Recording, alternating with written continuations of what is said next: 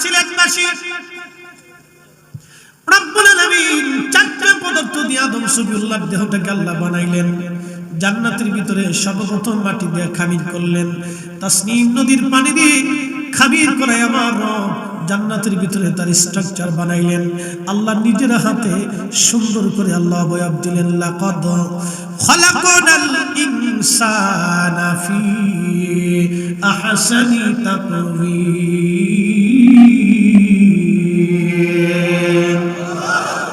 আল্লাহ রাব্বুল আলামিন কুরআনুল কারীমের ভিতরে আমার আল্লাহ বললেন, আমি মানব জাতিকে সুন্দর অবয়ব দিয়া সৌন্দর্য দিয়ে আমি আল্লাহ মানব জাতিকে বানাইছি। আল্লাহ নিজের হাতে কুদরতি হাত দিয়া আদম সফিউল্লাহকে আল্লাহ বানাইলেন। এজন্য আদমের চাইতে বেশি সুন্দর আর কেউ ছিল না। কিন্তু আমার আল্লাহ রাব্বুল আলামিন আমার রাসূলের ইচ্ছার উপরে আমার নবীকে আল্লাহ বানাইলেন। ও মুসলমান শুনে যান, যখন বেলাল আযান দিত, এখন আপনারা দেখবেন মদিনাতে মসজিদে নববীর ওই রিয়াদুল জান্নাহ থেকে পিছনের দিকে ডান দিকে একটা ছোট্ট ছাদের মতো দেখা যায়। ওই ছাদের মতো টাইলস দিয়ে বানায় রাখা হয়েছে। পুরা বিল্ডিং এর নিচে আরো ছোট্ট একটা ছাদ, ছোট্ট একটা ছাদ, ছোট্ট একটা ছাদ। ওইখানে দাঁড়াইয়া মদিনার মসজিদের মুয়াজ্জিনরা আযান দেয়। ওই আযানটা আসলে ওইখানে দিত না, ওই জায়গা ছিল বনু নাজ্জার গোত্রের এক মহিলা সাহাবীর ছাদ। ওই ছাদের উপরে দাঁড়াইয়া বেলাল আযান দিত, বেলাল আযান দিত। সেই আযান ওইখানে এখনো চলতেছে। মসজিদে নববী যতদিন থাকবে ততদিন ওই আযান ওইখানেই নবীর মুয়াজ্জিনরা দিতে থাকবে। নবীর মসজিদের যত মুয়াজ্জিন আছে ওইখানে দাঁড়ায়া দাঁড়ায়া আযান দিবে, কিয়ামত পর্যন্ত ওইখানে দাঁড়ায়া আযান চলবে। একবার জোরে বলবেন কি মারহাবা।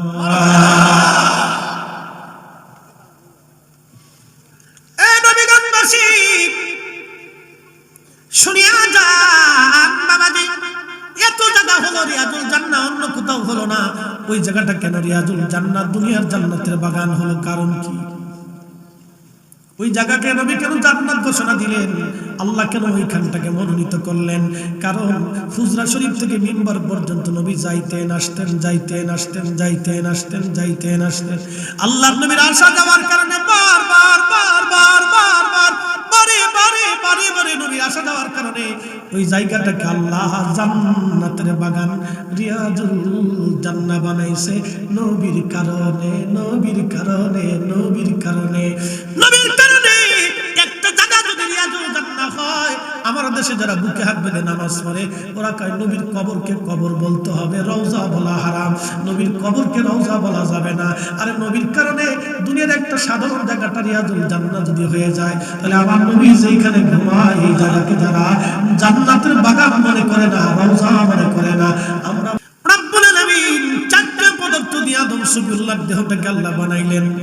জান্নাতের ভিতরে সর্বপ্রথম মাটি দিয়ে খামির করলেন, তাসনিম নদীর পানি দিয়ে খামির করে আমার রব জান্নাতের ভিতরে তার স্ট্রাকচার বানাইলেন।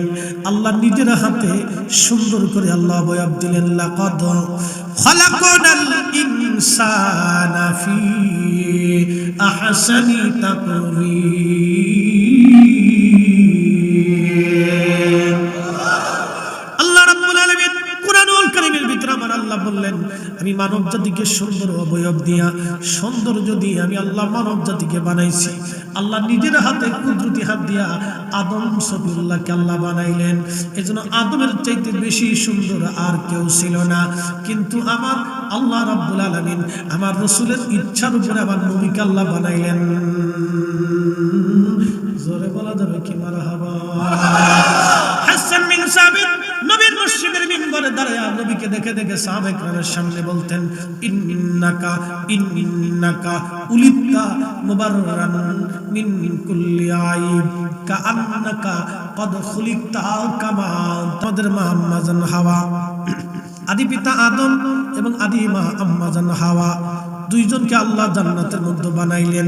আদম আলাইহিস সালামকে আল্লাহ আগে নির্মাণ করলেন মাটি দিয়া, পানি দিয়া, বাতাস দিয়া, আগুন দিয়া। শুধু মানুষ মাটি তৈরি না, মাটি দিয়ে আল্লাহ সূচনা করছেন। ওয়া বাদাআ খালকাল ইনসানি মিন তিন। কোরআনে আল্লাহ বললেন, আমি মানুষের সৃষ্টির সূচনা করেছি মাটি থেকে।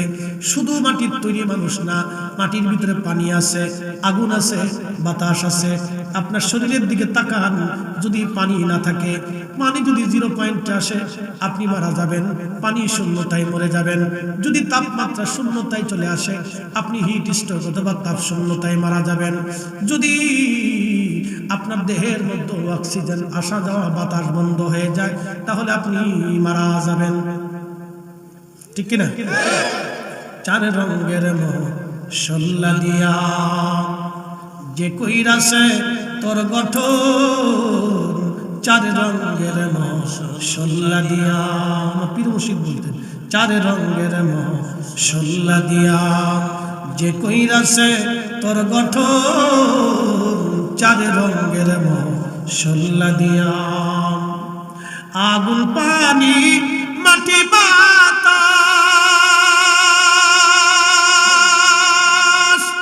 একই যোগে করিয়া প্রকাশ। আগুন পানি মাটি বাতাস একই যোগে করিয়া প্রকাশ। ওরে দেখলি না তুই কইরা তালাশ, ওরে দেখলি না তুই কইরা তালাশ, কোন জায়গা সে মহাজন। 4 রঙের মশলা দিয়া, 4 রঙের মশলা দিয়া যে কইরাছে তোর গঠন, 4 রঙের মশলা দিয়া। হাজিরিন শুনে যান, সিলেটবাসী সাধনে পাইব তোমায়, আল্লাহ আল্লাহ আল্লাহ আল্লাহ আল্লাহ আল্লাহ দেখা দিবাদি নবীরে কোন সাধনে পাইব তোমায়, আল্লাহ আল্লাহ আল্লাহ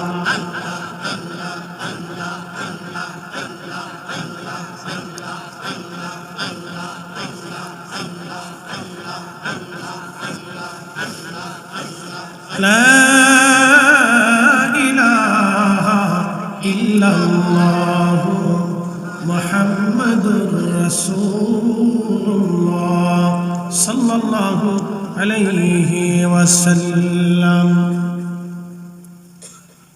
শাহ সুফি আল্লামা খাজা বাবা ফরিদপুরি কাদ্দাসাল্লাহু সিররাহুল আজিজ তিনার জাকিরিন আশিকিন কর্মী গ্রুপ বিশ্ব জাকির মন্দির দরবার শরীফ এবং এলাকার সকল স্তরের তরিকতপন্থী সুন্নি ভাই বোনদের প্রচেষ্টায় 15তম বাৎসরিক ইসলামী সুন্নি মহাসম্মেলনের সম্মানিত সভাপতি আব্দুল করিম রাজা মিয়া সাহেব, মীর আশরাফ আলী সাহেব, সম্মানিত সহসভাপতি আব্দুল গনি সাহেব, জনাব নুরুল আমিন সাদিক মিয়া, মুসা মিয়া, আব্দুল আব্দুল হাদি সাহেব সহ সকল মুরব্বী, সম্মানিত মুরব্বী, এলাকার গণ্যমান্য ব্যক্তিবর্গ, সম্মানিত আলোচক বৃন্দ, জনাব হযরত আল্লাহ মাওলানা জুয়েল আহমদ আশিকি সাহেব, জনাব হযরত মাওলানা ওবায়দুর রহমান জালালি সাহেব, জনাব হযরত মাওলানা দিলখাস আহমদ সাহেব, জনাব হাফিজ হযরত মাওলানা আইয়ুব আলী সাহেব সহ সকল উলামা ইকরাম, এলাকার গণ্যমান্য ব্যক্তিবর্গ, কলিজা টুকরো যুবক ভাইরা, পর্দানিশী আমার সম্মানিতা মা বোনেরা,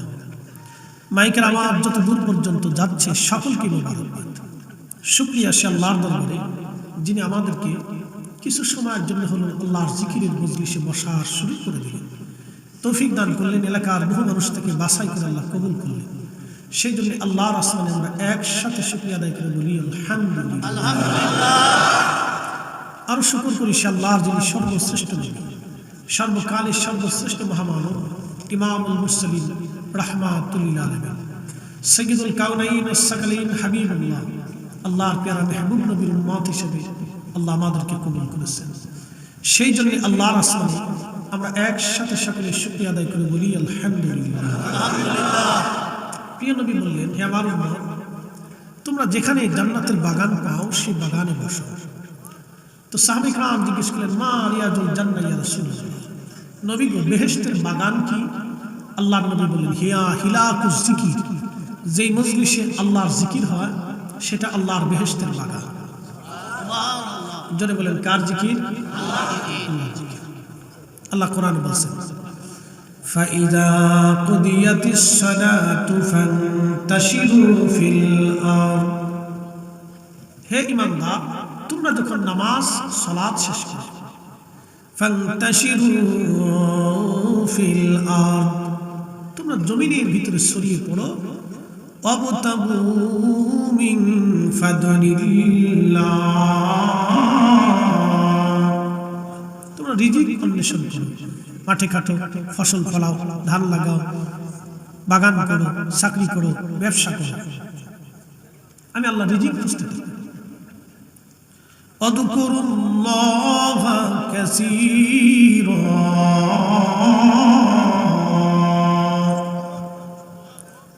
খালি ব্যবসা করো না, চাকরি করো না, মাঠে খেটো না, এর ভিতরে তোমরা আমি আল্লাহ জিকির করি। একসাথে বলবেন মারহাবা। কার জিকির? এত সময় আমরা কার জিকির করলাম? আল্লাহর জিকির। প্রিয় দেবপাড়াবাসী, নবীগঞ্জবাসী, এত সময় আমরা আল্লাহর জিকির করলাম, আল্লাহর জিকিরের মধ্যে আমরা কাটাইলাম। এই জিকিরের মজলিসটার সাধারণ বাগান নাই। নবীজি বললেন হুয়া রিয়াজুল জান্নাহ, এটা বেহেশতের বাগানে পরিণত হয়েছে। আচ্ছা বলেন, আমরা যখন দোয়া করি কার জিকির?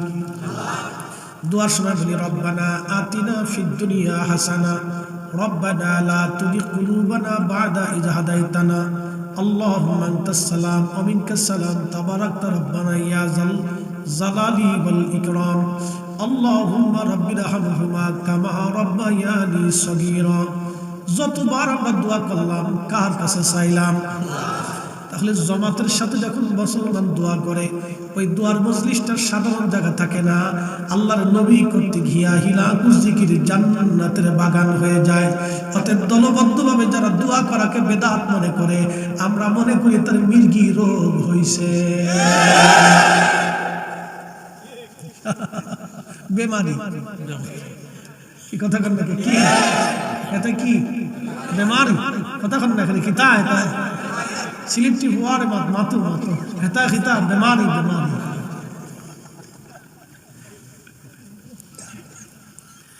আমরা যখন মিলাদ শরীফ শুরু করি, কোরআনের তেলাওয়াত শুরু হয়, প্রত্যেক হরফে হরফে হরফে হরফে 10টা নাকি, কথা ঠিক কিনা? কয় নাকি? 10টা নাকি।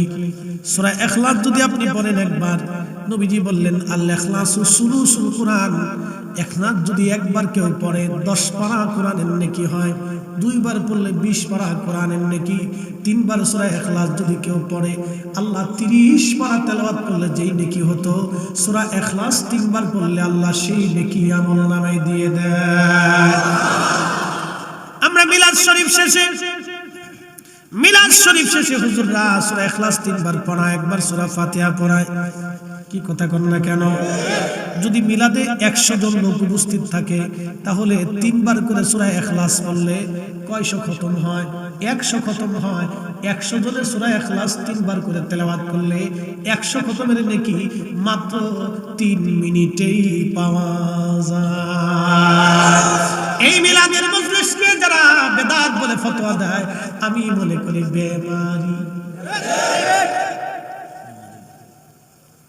ইতা জোরে বলেন, আরো জোরে। জোর হয় না কেন? বুঝছে? আমি বাস দেই, আয় হালকা হালকা ঠান্ডা ঠান্ডা ঠান্ডা ঠান্ডা বাস দেই। আমি গরম দেই না, ঠান্ডা ঠান্ডা মারি, যুক্তি দিয়ে মারি। 100 জন যদি রাসূলের মিলাদে উপস্থিত হয়, ইমাম সাহেব যদি 100 জনকে নিয়ে সূরা ইখলাস 3 বার করে তেলাওয়াত করে, তাহলে 100 খতমের সওয়াব। চারটেখানি কথা না, নবীজি বলতেন উম্মতারা রে, কোরআন খতমের পরে যে দোয়া পড়া হয়, এই দোয়া আল্লাহর দরবারে সাথে সাথে সাথে সাথে কবুল হয়ে যায়। মিলাদ শরীফ শুরু করার আগে কোরআন তেলাওয়াত হলো, এরপরে দুরূদ শরীফ চালু হলো। আচ্ছা বলেন তো, প্রত্যেক দুরূদে কয় নেকি? 10 নেকি। কয়টা গুনাহ মাফ হয়? 10টা।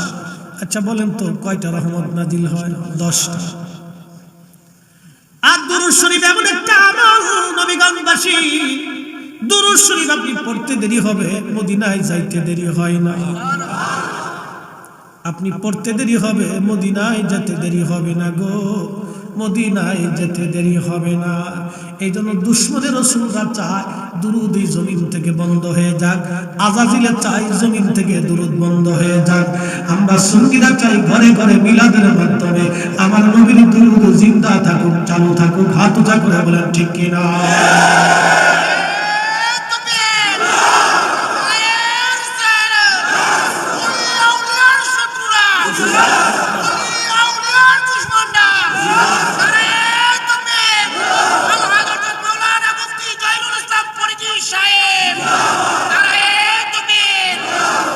জাগো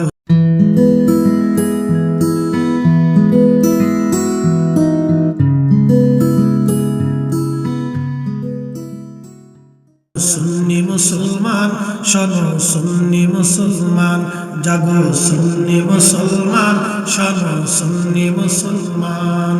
ময়দানেতে প্রমাণ হবে, ময়দানেতে প্রমাণ হবে, আসেনি ঈমান তোমার, আসেনি ঈমান। সুন্নি মুসলমান, জাগো সুন্নি মুসলমান। আমরা হলাম নবীর সেনা, ভয় করি না বুলেট বাবা, ঠিক না? ইতিহাসে লেখা আছে কারবালার প্রমাণ। সুন্নি মুসলমান, জাগো সুন্নি মুসলমান, বলেন সুন্নি মুসলমান, জাগো সুন্নি মুসলমান। নবীগঞ্জবাসী মনোযোগ দিবেন। দুরূদ শরীফের আমল এমন একটা চমৎকার আমল, পড়তে দেরি হবে, নবীজি রওজা মুবারকে যেতে দেরি হবে না। মিশকাতুল মাসাবির বাবুল কারামতের ভিতরে একখানা হাদিস আসছে। ও বন্ধু মনোযোগ দিবেন। আমার নবীজি রওজা মুবারকে প্রত্যেক দিন যখন সুবহে সাদিক হয়, পূর্ব আকাশ থেকে সূর্যের উদয় হয়, তখন 70,000 ফেরেশতা নবীজির রওজা মুবারকে নাজিল হয়।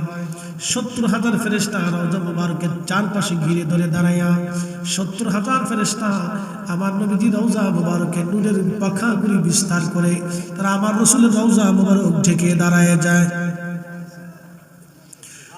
সূর্য উদয় থেকে সূর্যাস্ত পর্যন্ত একজন না দুইজন না, ওই 70,000 ফেরেশতা একসঙ্গে আমার নবীর দুরুদ ও সালাম তেলাওয়াত করতে থাকে। সন্ধ্যা যখন ঘনিয়ে যায়, সূর্য যখন ডুবে যায়, তখন ওই 70,000 আসমানে চলে যায়। আবার আসমান থেকে আরো 70,000 ফেরেশতা নাজিল হয়ে আবার রাসূলের রওজা মুবারকের চারপাশে ঘিরে ধরে দাঁড়ায় যায়, নূরের পাখাগুলি বিস্তার করে দিয়ে দেয়। আল্লাহর হাবিবের রওজা মুবারক ঘিরে ধরে দাঁড়ায়া দাঁড়ায়া তারা আমার রাসূলের শানে দুরূদ শরীফ পড়তে থাকে, পড়তে থাকে, পড়তে থাকে। যখন সকালবেলা সূর্য উদয় হয়, এই 70,000 ফেরেশতা চলে যায়। একবার যে ফেরেশতা রওজা মুবারকে আসে, কোনদিন ওই ফেরেশতার দ্বিতীয়বার আসার আর সুযোগ হবে না। একবার যে ফেরেশতা ডিউটি করে যায়, দ্বিতীয়বার ওই ফেরেশতার আর কোনদিন সুযোগ হবে না। প্রতিদিন এইভাবে 1,40,000 ফেরেশতা দিয়া আমার রাসূলের রওজা মুবারকের পাশে সমস্বরে এক জায়গায় দলবদ্ধভাবে আমার নবীর দুরূদ সালাম তেলাওয়াত চলতে থাকে। আর আমরা বাংলাদেশে মিলাদ শরীফের মজলিস কায়েম করে দলবদ্ধভাবে দুরূদ সালাম পেশ করলে আমাদের কিছু ভাইদের দৃষ্টিতে চোখে বেদাত বেদাত লাগে।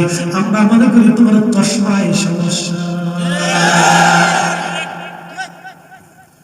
তুমি লাগাইছো আব্দুল ওহাব নজরুল চশমা, এই জন্য তুমি যেদিকে তাকাও খালি বেদাত বেদাত বেদাত বেদাত মনে হয়, শিরিক শিরিক মনে হয়। তুমি ইশকে রাসূলের চশমা লাগাও নাই, তুমি মুজাদ্দিদ আল ফেসানির চশমা লাগাও নাই, তুমি শাইখ আব্দুল হক মুহাদ্দিস দেহলভির চশমা লাগাও নাই, তুমি শাহ ওয়ালিউল্লাহ মুহাদ্দিস দেহলভির চশমা লাগাও নাই, হযরত শাহ সুফি ফতেহ রাসূলের নামের চশমা লাগাও নাই, তুমি হযরত সাহেব কিবলা ফুলতুলির চশমা লাগাও নাই, তুমি হযরত খাজা বাবা আজমিরের চশমা লাগাও নাই, তুমি শাহ মুজাদ্দিদ আল ফেসানি সিরহিন্দির চশমা লাগাও নাই, খাজা বাকিবিল্লাহর চশমা লাগাও নাই, তুমি আশিকে রাসূল আশিকে রাসূলের চশমা লাগাও নাই।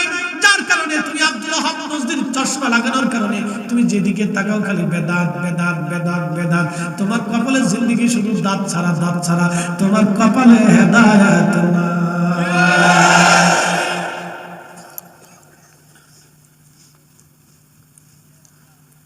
নবীগঞ্জবাসী মনোযোগ দিয়ে শুনিয়া যাবেন।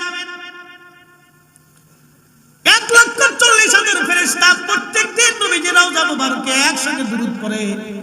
আল্লাহ জানাইলেন ইন্নাল্লাহা ওয়া মালাইকাতুহু ইউসাল্লুনা আলান নবী। আমার আল্লাহ পড়তে থাকে, ফেরেশতারাও পড়তে থাকে, আগামীতেও পড়তে থাকবে। সুবহানাল্লাহ বলা যাবে না? আগামীতেও পড়তে থাকবে। জোরে বলেন, আগামীতেও চলতে থাকবে।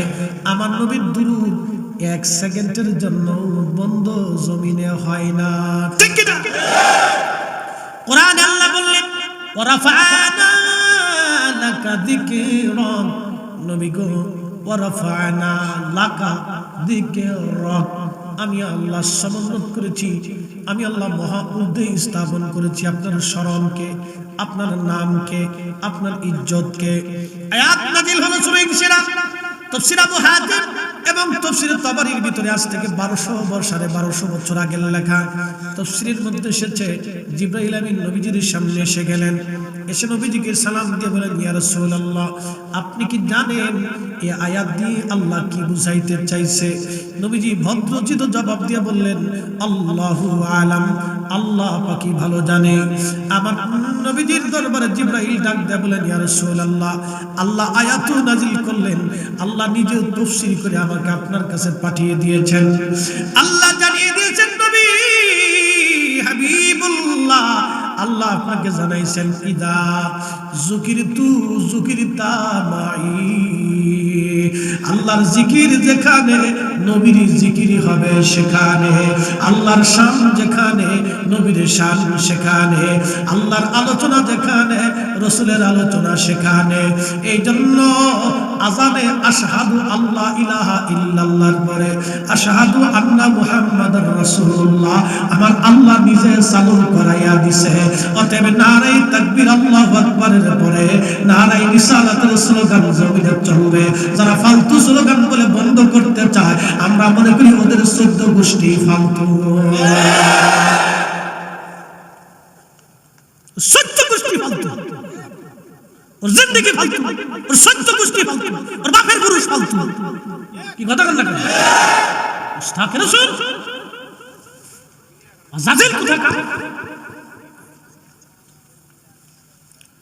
এ মুসলমান, খুব মনোযোগ দিয়ে কথা শুনে যাবেন।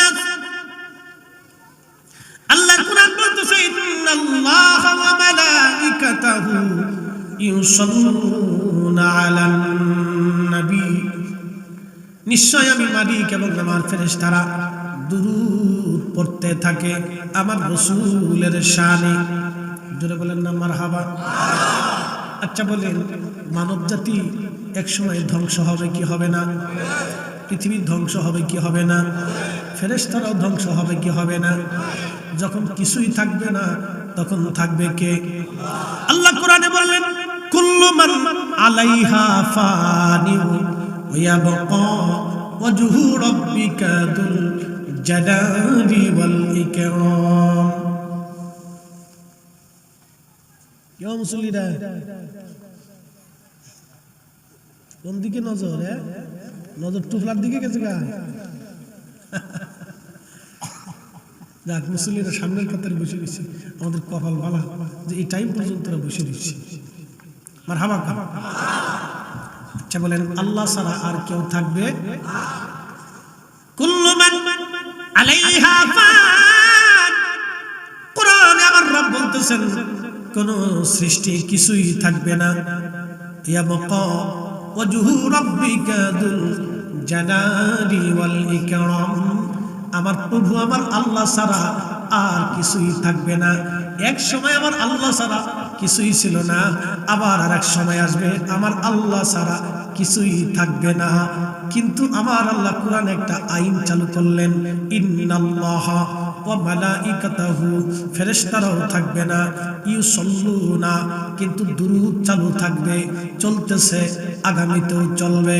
যখন মানব জাতিও নাই, আসমান নাই, জমিন নাই, ভূখণ্ড নাই, কিছুই নাই, ফেরেশতারাও নাই, তখন শুধু আল্লাহ আল্লাহ আল্লাহ।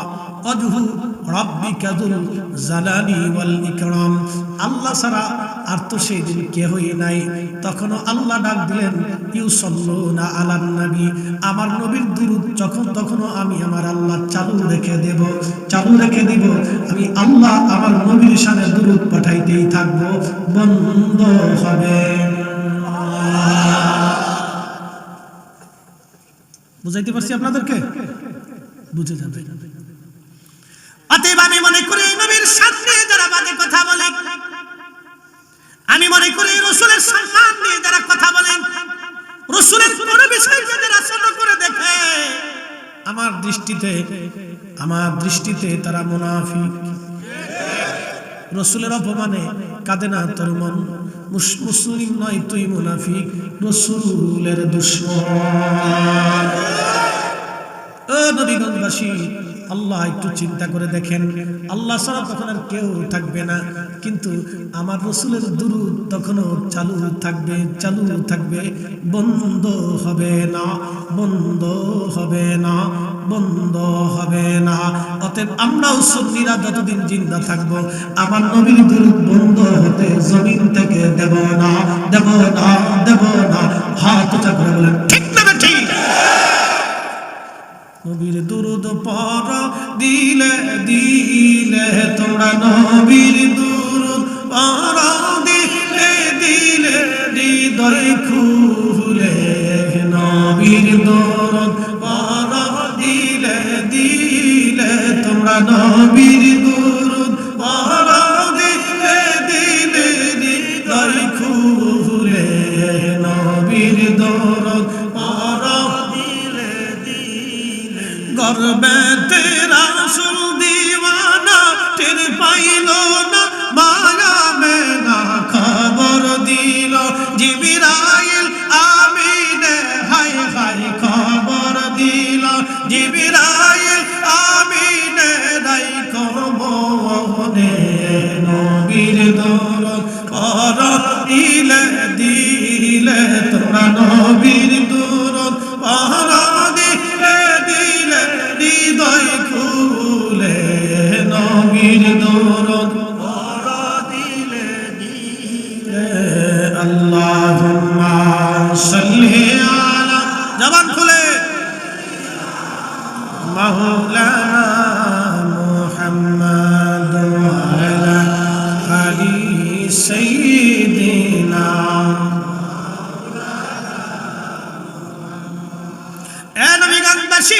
মনোযোগ দেন, আল্লাহ কোরআনে বললেন ওয়া খালাকনাকুম মিন যাকারিন ওয়া উনসা, আমি একজন পুরুষ এবং একজন নারী দিয়ে পৃথিবীর মানব জাতিকে আমি আল্লাহ সাজাইছি। পুরুষের নাম আদম, নারীর নাম আমাদের মা আম্মা জান হাওয়া। আদি পিতা আদম এবং আদি মা আম্মা জান হাওয়া, দুইজনকে আল্লাহ জান্নাতের মধ্যে বানাইলেন। আদম আলাইহিস সালামকে আল্লাহ আগে নির্মাণ করলেন মাটি দিয়া, পানি দিয়া, বাতাস দিয়া, আগুন দিয়া। শুধু মানুষ মাটি তৈরি না, মাটি দিয়ে আল্লাহ সূচনা করছেন। ওয়া বাদাআ খালকাল ইনসানি মিন তিন, কোরআনে আল্লাহ বললেন আমি মানুষের সৃষ্টির সূচনা করেছি মাটি থেকে। শুধু মাটির তৈরি মানুষ না, মাটির ভিতরে পানি আছে, আগুন আছে, বাতাস আছে। আপনার শরীরের দিকে তাকান, যদি পানি না থাকে, পানি যদি 0 পয়েন্টে আসে আপনি মারা যাবেন, পানি শূন্যতায় মরে যাবেন।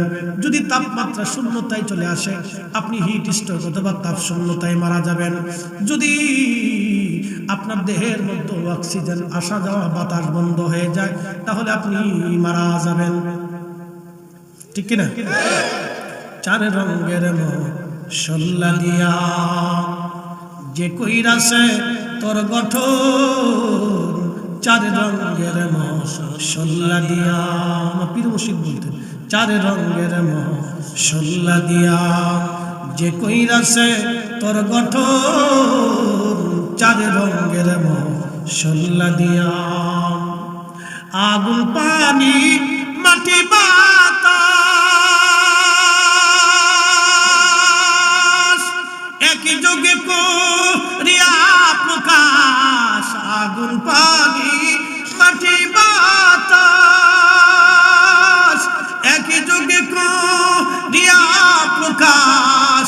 ওরে দেখলি না তুই কইরা তালাশ, ওরে দেখলি না তুই কইরা তালাশ, কোন জায়গা সে মহাজন। চার রঙের শোল্লা দিয়া, চার রঙের মশলা দিয়া যে কইরাছে তোর গঠন, চার রঙের মশলা দিয়া।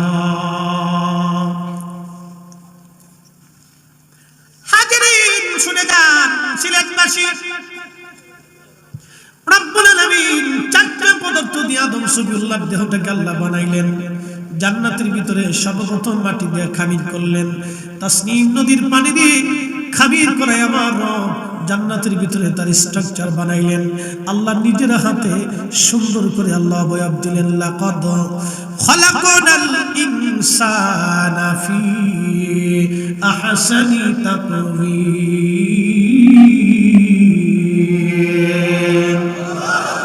আল্লাহ রাব্বুল আলামিন কুরআনুল কারীমের ভিতরে আমার আল্লাহ বললেন, আমি মানব জাতিকে সুন্দর অবয়ব দিয়া, সৌন্দর্য দিয়ে আমি আল্লাহ মানব জাতিকে বানাইছি।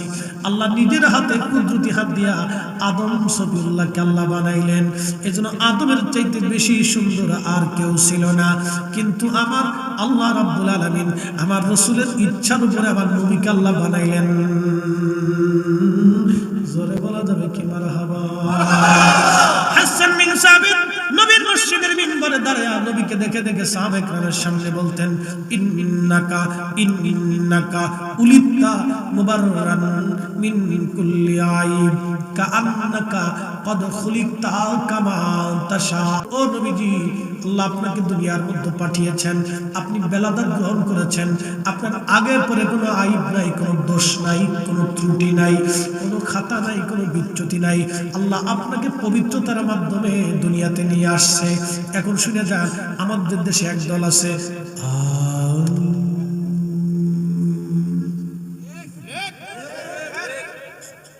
এদের আকীদা হলো মুহাম্মদ সাল্লাল্লাহু আলাইহি সাল্লামের বাবা এবং মা দুইজন কাফের ছিলেন এবং তারা মুশরিক ছিলেন, তারা জাহান্নামী। এদেরকে কুত্তা মেরে খাওয়ানোর দরকার। এই মুসলমান, কথা বলেন না কেন? হককে হক বলাটা যদি বলতে না পারেন তাহলে বুঝবেন আপনি এখনো মুসলমান না। বলে হুজুর কারণ কি? বুঝে যান। সাহাবী বলতেছে, ইন্নাকা উলিতা মুবাররান মিন কুল্লি আইব। হাজার হাজার সাহাবীদের সামনে মসজিদে নববীর মধ্যে দাঁড়ায়া হাসান বিন সাবিত আবার নবীর শান গাইতেন। বললেন, হুজুর আপনি ত্রুটি মুক্ত ভাবে জন্ম নিয়েছেন। আচ্ছা বলেন, নবীকে কি আল্লাহ কোনো কাফেরের পেটে রাখছে? আল্লাহ কোরআনে বলে দিলেন, ইন্নামাল মুশরিকুনা নাজাসুন, নিশ্চয় মুশরিকরা হলো নাপাক, নাপাক, নাপাক। কোরআনে আল্লাহ বলতেছেন মুশরিকরা নাপাক, তাহলে কোন নাপাক পেটের মধ্যে পাক নবীর আল্লাহ রাখছে? এই ফুলাপান পরে আহি যা।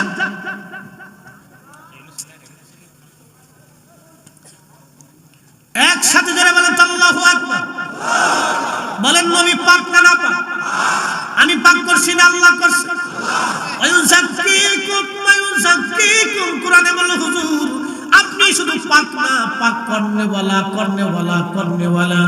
ওয়ায়ুযাক্কিকুম ওয়ায়ুআল্লিমুকুমুল কিতাবা ওয়াল হিকমাতা, নবী গো আপনি শুধু জ্ঞানী না, আপনি জ্ঞান দেনেওয়ালা, দেনেওয়ালা, দেনেওয়ালা। আমি বলছি না, আল্লাহ বলছেন। ফাইসালা কি ফুলতুলির সাবের নাট্যচির হুজুরের না আল্লাহর? এ নবীর উম্মত আশিক রাসূল, খুব কথাগুলি শুনে যাবেন বাবাজি।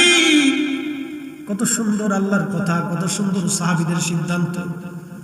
যেই নবীর বাবা মা কাফের যদি হয় তাহলে তারা নাপাক ছিল, আর নাপাক দেহের ভিতর দিয়ে কখনো আল্লাহ তার নবীকে আনেন নাই। যারা রাসূলের আব্বা আম্মাকে কাফের মনে করে, আমরা অন্তত তাদেরকে ইহুদিদের দালাল মনে করি। বুঝতে কি কোনো অসুবিধা হচ্ছে? আমি বাকি ঝুঁকি কিছু রাখতেছি। হিন্দুদের একটা বিশ্বাস হলো তাদের বিদ্যার দেবতা আছে, খাবারের দেবতা আছে, পানির দেবতা আছে, তারপরে ওই জন্য কালী পূজা করে, লক্ষ্মী পূজা করে, গণেশের পূজা করে, ঠাকুরের পূজা করে, লোকনাথের পূজা করে, তারপরে আপনার এই দুর্গার পূজা করে, এরপরে আপনার শিবের পূজা করে, মনসার পূজা করে। দিন বুঝে তারা 13 মাসে 12 মাসে কত পূজা আছে আল্লাহ জানে। ঠিক আছে না ভাই? তাদের ধর্মের তাদের বিশ্বাস, এটা আমাদের বিষয় না, তাদের বিশ্বাস। আচ্ছা বলেন, হিন্দুদের সাথে কি আমাদের রাজনীতি নিয়ে দূরত্ব আছে? নাই। ওরাও আমার দেশের নাগরিক, আমরাও তারা একই দেশের নাগরিক। তারাও মানুষ, আমরাও মানুষ। আমরাও লাল শাক খাই, তারাও লাল শাক খায়। শুধু আমরা শুয়োরের গোশত খাই না, আর তারা গরুর গোশত খায় না। ঠিক আছে না? তারা গরুরে, ওই গাভীরে তারা মা মনে করে এবং দেবতা মনে করে। তারা গাভীরেও দেবতা বানাইছে, কারণ দুধ দেয়, দুধ দিলেই তাদের কাছে দেবতা। এটা তাদের বিশ্বাস। আর কি বলতেছি, মনোযোগ দিবেন। নবীগণবাসী, হিন্দুদের সাথে আমাদের কিন্তু রাজনীতি নিয়ে, দেশ নিয়ে, সংস্কৃতি নিয়ে, এলাকা নিয়ে দ্বন্দ্ব না, দূরত্ব না। তাদের সাথে আমাদের দূরত্ব হলো বিশ্বাস নিয়ে।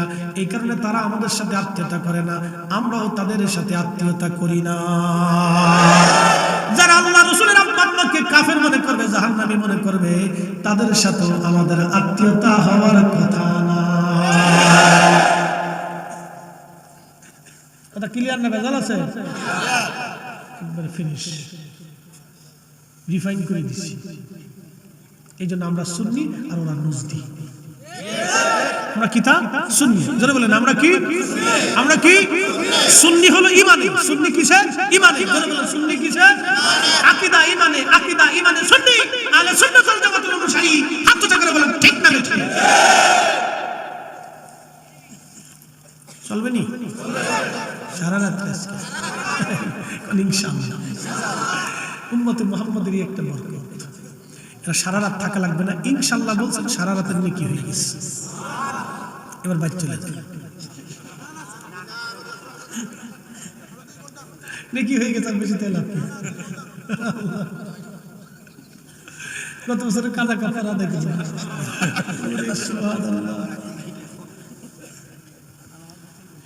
বন্ধু মনোযোগ দিবেন।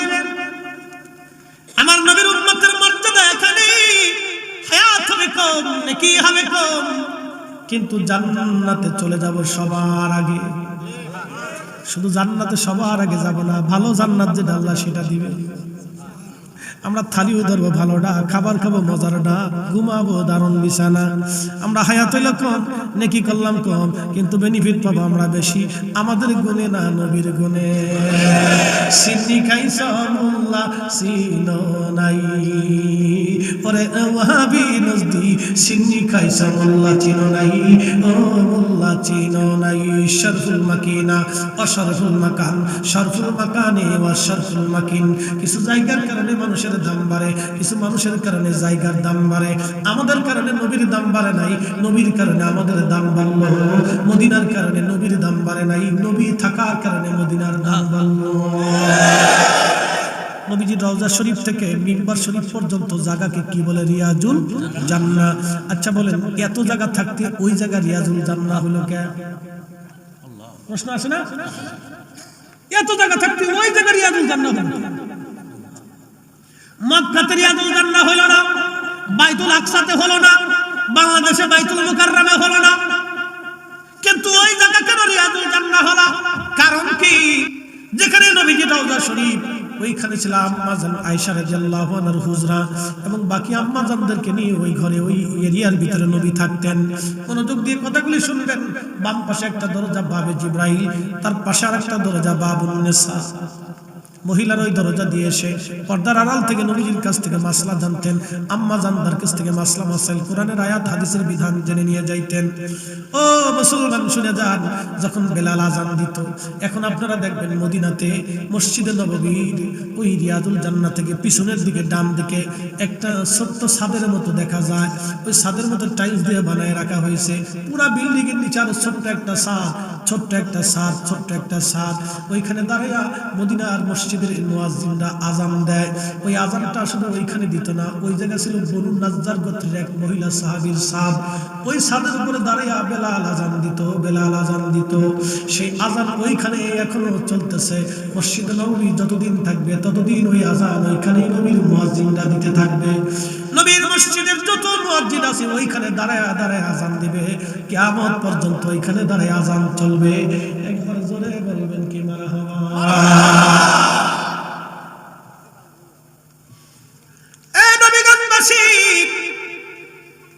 শুনিয়া যান বাবাজি, এত জায়গা হলো রিয়াজুল জান্নাহ, অন্য কোথাও হলো না।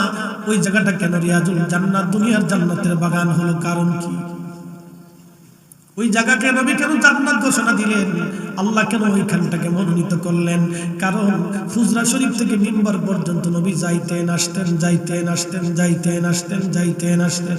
আল্লাহর নবীর আসা যাওয়ার কারণে বারবার বারবার বারবার বারে বারে বারে বারে নবীর আসা যাওয়ার কারণে ওই জায়গাটাকে আল্লাহ জান্নাতের বাগান রিয়াজুল জান্নাহ বানাইছে। নবীর কারণে, নবীর কারণে, নবীর কারণে, নবীর কারণে। একটা জায়গা যদি রিয়াজুল জান্নাহ হয়, আমার দেশে যারা বুকে হাত বেঁধে নামাজ পড়ে ওরা কয় নবীর কবরকে কবর বলতে হবে, রওজা বলা হারাম। নবীর কবরকে রওজা বলা যাবে না। আরে নবীর কারণে দুনিয়ার একটা সাধারণ জায়গাটা রিয়াজুল জান্নাহ যদি হয়ে যায়, তাহলে আমার নবী যেখানে ঘুমায় এই জায়গাকে যারা জান্নাতের বাগান মনে করে না, রওজা মনে করে না, আমরা মনে করি তারা ইহুদিদের খালাতো ভাই। বেমারি, জোরে বলেন কি? আরো জোরে, জোরে হয় না কেন? জোরসে বলো। আবার ব্যাপারী করেন না বেমারি, বুঝা গেল এরকম বেমারি রোগী বাংলাদেশে বহু আছে। কথা ঠিক কিনা নি? বহু বেমারি আছে। ও হাজিরিন, মনোযোগ দিয়ে শুনিয়া যাবেন। অনেক দূর পর্যন্ত চলে গেলাম, এখন আমার জায়গা মতো ফিরে যাই। বলছিলাম মানব জাতি সৃষ্টির সূচনা মাটি থেকে, এরপরে পানি, মাটি, আগুন, বাতাস। আদম সফিউল্লাহকে আল্লাহ জান্নাতে বানাইলেন। 40 বছর ধরে জান্নাতের মধ্যে আল্লাহ শুকাইতে লাগলেন। ঠান্ডা যে একটু খাইলে,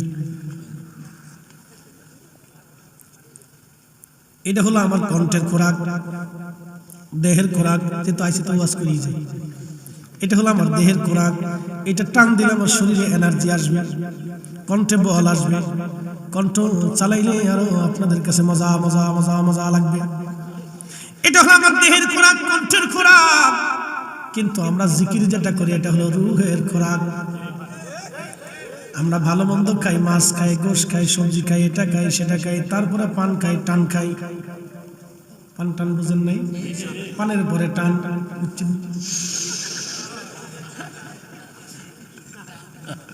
পানের পরে কি টান, পান টান, পান টান।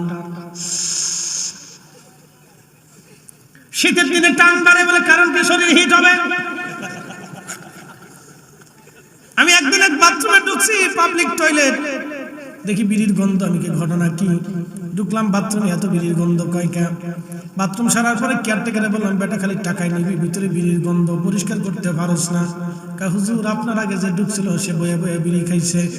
আমি বললাম কি রে, বাথরুমে বিড়ি খাবে কে? বিড়ি খাওয়ার জায়গা তো কত জায়গায় আছে, কত গাছতলা, আমতলা, বাসতলা, জারতলা, রাস্তাঘাটে, দোকানে পাটে, কত জায়গায় তো বিড়ি খাওয়া যায়, তো বাথরুমে খাই কে? কা হুজুর টান না দিলে ক্লিয়ার হয় না।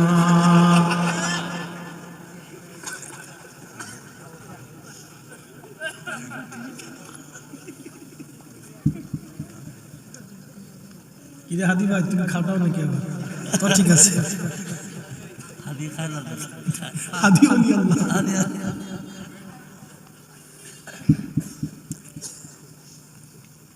তার মানে কি বুঝলেন আপনারা?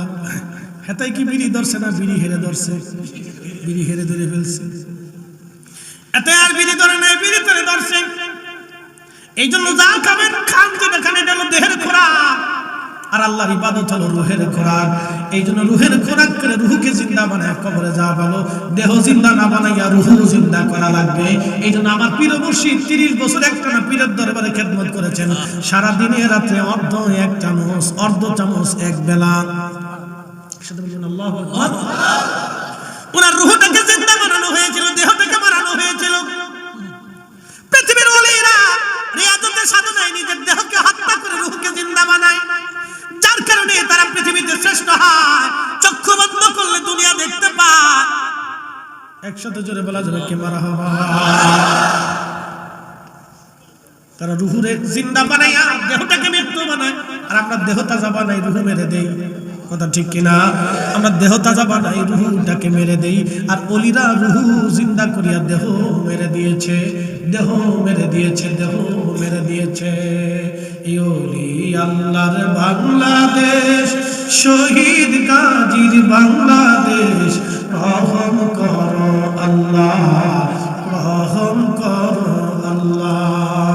এ শাহজালালের বাংলাদেশ, শাহপরানের বাংলাদেশ, রহম করো আল্লাহ, রহম করো আল্লাহ। এ নবীগঞ্জবাসী, বালিচরবাসী, মনোরোগ দিয়ে শুনিয়া যান। আদম সফিউল্লাহকে আল্লাহ জান্নাতের মধ্যে বানাইয়া 40 বছর পর্যন্ত জান্নাতে শুকাইতে লাগলেন, শুকাইতে লাগলেন সুন্দর অবয়ব দিয়ে। মানুষ বড় সুন্দর, এই মানুষের সাথে আল্লাহর প্রেম হলো। আল্লাহ পাখি বানাইলেন, পাখিরা আল্লাহর জিকির করে। গরু, ছাগল, হাঁস, দুম্বা, ভেড়া, বকরি, পৃথিবীর মধ্যে যাহা আছে, ইউসাব্বিহু লিল্লাহি মা ফিস সামাওয়াতি ওয়া মা ফিল আরদ। আসমানের জমিনে যাহা কিছু আছে সব জিকির করে আমার আল্লাহর, তাসবিহ করে আমার আল্লাহর।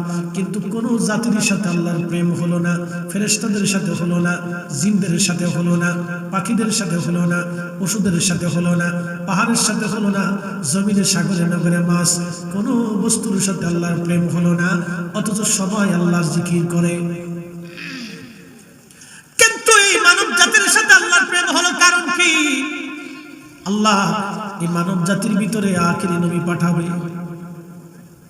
আল্লাহ বানাইলেন কত জাতি, হইল না তার প্রেম প্রীতি, ঠিক কিনা? আল্লাহ আমাদের আগে জিন জাতি বানাইছিলেন, জিন। এই জিনেরা পৃথিবীতে কোটি কোটি বছর তারা বিচরণ করলো। জিন জাতির আদি পিতার নাম ছিল তারান্নুস। জিনদেরকে আল্লাহ বানাইলেন আগুন দিয়া। ওয়া খালাকাল জান্না মিন মারিজিন মিন নার। আল্লাহ আগুন দিয়ে জিন জাতি বানাইলেন। আগুনের শিখা থেকে আল্লাহ জিন জাতি বানাইলেন। জিনেরা উগ্র হলো, মারামারি করে, কাটাকাটি করে, দাঙ্গা হাঙ্গামা, আল্লাহর কথা মানে না। জিনদের হায়াত হলো লম্বা লম্বা হায়াত। জিনদের আদি পিতা যিনি তারান্নুস, তিনি হায়াত পাইছিলেন 60,000 বছর। আসতে হয়ে গেল না? জোরে বলেন কত হাজার বছর? আল্লাহর নবী এবং ওমর রাদিয়াল্লাহু আনহু একদিন পাহাড়ি রাস্তা দিয়ে মদিনার পথ দিয়ে যাচ্ছে। এমন সময় গম্ভীর ভাষায় সালাম আসলো। নবীজি বলেন, ওমর রে, এটা তো কোনো মানুষের কণ্ঠের আওয়াজ না, এটা জিনদের কণ্ঠের আওয়াজ। দাঁড়াও। আরে কথা বলা যাবে না, লড়াচড়া করা যাবে না। কারণ যদি ফেসাবে ধরে তাহলে এক আঙ্গুল উঁচা করবে, আর যদি নিম্ন চাপ দুইটা ধরে তাহলে 2 আঙ্গুল উঁচা করবে। তাহলে বুঝবে এক লগে নিম্ন চাপ দুইটা হচ্ছে। বুঝেন নাই মনে হয়?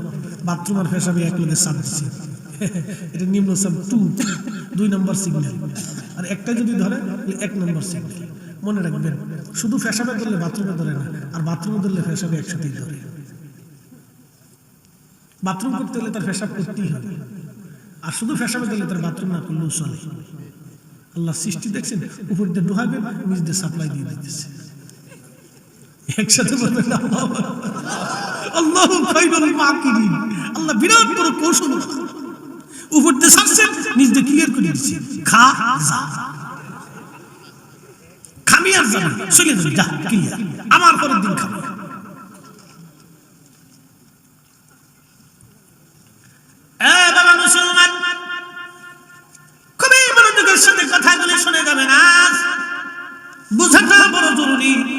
বুঝাটা আমাদের দরকার। আমার আল্লাহ আল্লাহ আল্লাহ আল্লাহ। আদম সফিউল্লাহর কথা বলছিলাম। আল্লাহ আদম আলাইহিস সালামকে জান্নাতের মধ্যে বানাইলেন। জান্নাতে সুন্দর করে বানাইয়া আল্লাহ জান্নাতে রাখলেন। বেশি লম্বা কথায় যাব না, অনেক ওয়াজে গেলে পেশ লাগবে। জান্নাতের ভিতরে বানাইয়া আমার আল্লাহ রূহ নামক ইঞ্জিনটা আদমের ঢুকাই দিলেন। ঢুকাই দেওয়ার পরে রূহ থাকতে চায় না, বলে অন্ধকার। ইমাম মোল্লা আলী কালিমা কি আল মাউরিদের মধ্যে লেখেন, তখন নূরে মুহাম্মাদি আদম আলাইহিস সালামের সেকেন্ডে আমার আল্লাহ রাব্বুল আলামিন ফিট করাই দিলেন। নূরে মুহাম্মাদি যখন গেল তখন আদম শফিউল্লাহর শরীর আল্লাহ নূর নূর দিয়ে দিলেন, নূরে নূরান্বিত করে দিলেন। আদম শফিউল্লাহ না একটার ভিতরে আরেকটা দিবেন না, আমার ওয়াজ করতে দেন। আদম শফিউল্লাহর পবিত্র দেহ মুবারকে যখন নূরে মুহাম্মাদি আসলো, নূরে মুহাম্মাদি আসার পরে তখন আল্লাহ রাব্বুল আলামিন রুহুল ইঞ্জিনখানা ফিট করে দিলেন। যখন ইঞ্জিনখানা ফিট করলেন, আল্লাহ আদম আলাইহিস সালাম হাসি দিলেন, সেজদা দিলেন, শুকরানা সেজদা দিলেন। এরপরে আমার আল্লাহ রাব্বুল আলামিন জান্নাতে তারে ঘোরান, জান্নাতের বিরাট বড় নাজ নিয়ামত খান আর ঘোরেন, কিন্তু ভালো লাগে না।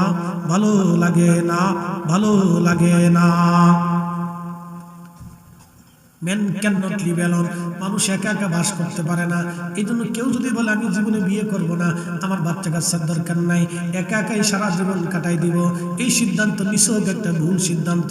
সে জীবনেও একা একা কাটাইতে পারবে না, এটা চলে না।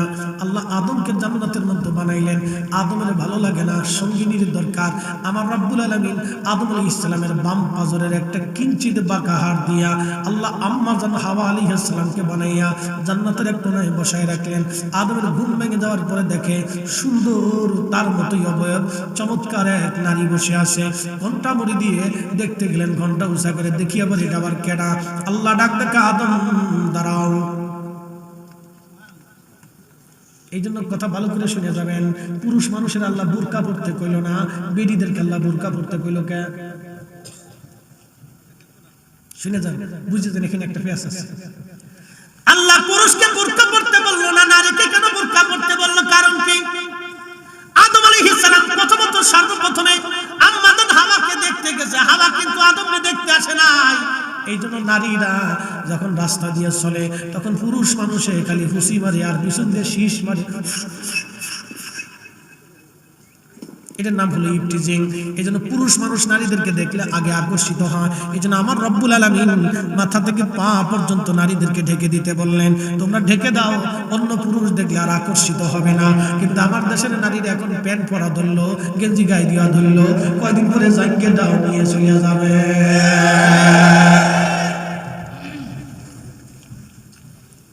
কয়দিন আগে ঢাকাতে কনসার্ট হয়ে গেল, কয়দিন আগে ঢাকায় কনসার্ট হলো, হাজার হাজার নারীরা কনসার্ট দেখার জন্য গেছে। পাকিস্তানের কোন শিল্পী বলে ভালো গান গায়, আমি জীবনেও শুনিনি একটা গান। বলে কোন শিল্পী বলে ভালো গান গায়, এই ভালো গান শোনার জন্য বেডিরা গেছে। প্যান্ট শার্ট পরে বেডি যায়, বেডির মায় যায়, মেয়ে যায়, মেয়ের মা যায়, মাও প্যান্ট পরে, মায়ও প্যান্ট পরে, মায়ও জাঙ্গে কি বলে হাফ প্যান্ট, মেয়েও হাফ প্যান্ট, মায়ও জিন্সের প্যান্ট, মেয়েও জিন্সের প্যান্ট। দেখবেন লেডা লেডি টুনাটুনি মগামগি, লেডিস আর জন্ডি সব এক জায়গা হয়ে গেছে। কোনটা বেডা কোনটা বেডি বোঝা বড় মুশকিল, ইজলে মিজলে সব এক জায়গা হয়ে গেছে। এ জাতি যতদিন এইভাবে চলতে থাকবে তত এই জমিনে ল্যাংটা তৈরি হতে থাকবে, মানব জাতি অসভ্য হতে থাকবে। আল্লাহ মানব জাতিকে অসভ্য বানাইতে দুনিয়াতে পাঠায় নাই। নারী নারীর পোশাক পরবে, পুরুষ পুরুষের পোশাক পরবে। নারী কেন পুরুষের পোশাকে হাত দেয়? কারণটা কি? আমরা পুরুষ মানুষ তো নারীর প্যান্ট, নারীর কাপড় পরতে যাই নাই।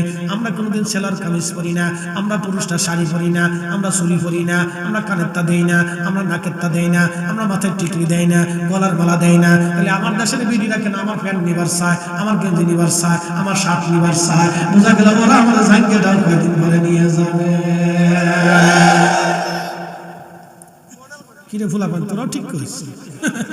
বাপরে বাপ, আমরা বেশি বুঝছি। কষ্ট হইতেছে আপনাদের? শুনে যান, যেই নারী পুরুষের সুরত ধরে ও নারী জাহান্নামী। জোরে জোরে জোরে জোরে জোরে, ও নারী কি?